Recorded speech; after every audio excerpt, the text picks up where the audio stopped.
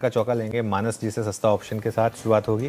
फिर चलेंगे चंदन जी के पास एफएनओ सुपरस्टार के लिए, आशीष जी के पास चलेंगे हम आज चार्ट का चमत्कार ट्रेड के लिए, और मिड कैप फंडा के लिए गौरांग जी हैं हमारे साथ। तो मानस जी बताइए आपका सस्ता ऑप्शन। और देखिए पीएसयू बैंक में काफी स्ट्रेंथ है, तो कैनरा बैंक मैंने रिकमेंड किया। आई थिंक यूनियन बैंक में भी नजर लगानी चाहिए, क्योंकि अगर आप देखें तो यूनियन बैंक ने 10-20 डे मूविंग एवरेज को रिगेन कर लिया है। स्टॉक ने 200 डे मूविंग एवरेज पे 2 दिन पहले ही सपोर्ट लिया था, तो मेरा समझना है कि यहाँ से एक मीनिंगफुल रिकवरी देखने को मिल सकती है। 165 का कॉल ऑप्शन जो 8 रुपए पे ट्रेड हो रहा है, उस पर 6 रुपए की स्टॉप लॉस से खरीदारी करनी है और 12 रुपए के टारगेट सेट करना है। ओके, यूनियन बैंक 166.90 पे आपका बाय कॉल है। चंदन के पास चलते हैं एफएनओ सुपरस्टार के लिए।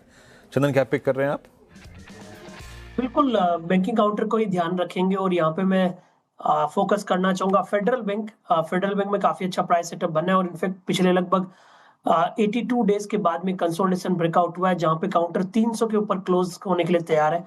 आई थिंक ये इसका रिसेंट का हाईएस्ट डेली क्लोज होगा, और 300 के आसपास बंद होने की कंडीशन में 300 की पुट राइटिंग देखने को मिल रही है और कॉल अनवाइंडिंग देखने को मिल रही है।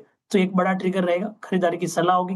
293 का सपोर्ट है, ऊपर में 313 तक के टारगेट यहाँ पे एक्सटेंड होने चाहिए। Okay, Federal Bank FNO superstar हो गया चंदन जी का। आशीष जी आपका चार्ट का चमत्कार। देखिए मेरा भी कॉल बैंकिंग क्षेत्र से ही है। ये कोइंसिडेंस है कि सभी को बैंकिंग स्टॉक्स पसंद आ रहे हैं, क्योंकि बैंक निफ्टी भी पॉजिटिव है। तो यहाँ पर जो लॉन्ग पोजीशंस क्रिएट की जा सकती है वो है इंडियन बैंक। इंडियन बैंक में अगर देखें तो ओवरऑल रुझान एक बॉटम बनता हुआ नजर आ रहा है, और यहाँ से एक अच्छा ट्रेंड ऊपर की ओर इमर्ज हो सकता है। तो इंडियन बैंक पे लॉन्ग पोजीशंस क्रिएट की जा सकती है। टारगेट ऊपर में करीबन 34 के देखे जा सकते हैं, और नीचे में स्टॉप लॉस जो लगाना होगा। जस्ट अ सेकंड, मैं शायद ऑप्शन की बात कर रहा था। इंडियन बैंक के अगर स्पॉट की बात करें तो यहाँ पर जो टारगेट ऊपर में आते हैं वो करीबन 950 के देखे जा सकते हैं, और जो स्टॉप लॉस लगाना होगा नीचे में वो 828 का लगाना होगा। ओके, चलिए ये हो गई बात इंडियन बैंक की। यहाँ पर अच्छे मूव्स आ रहे हैं। गौरांग जी, मिड कैप फंडा में क्या पिक किया आपने? तो मिड कैप फंडा के रूप में छोटी मझोली कंपनी है अनुज भाई, लॉजिस्टिक क्षेत्र की ट्रांसपोर्ट कॉर्पोरेशन ऑफ इंडिया।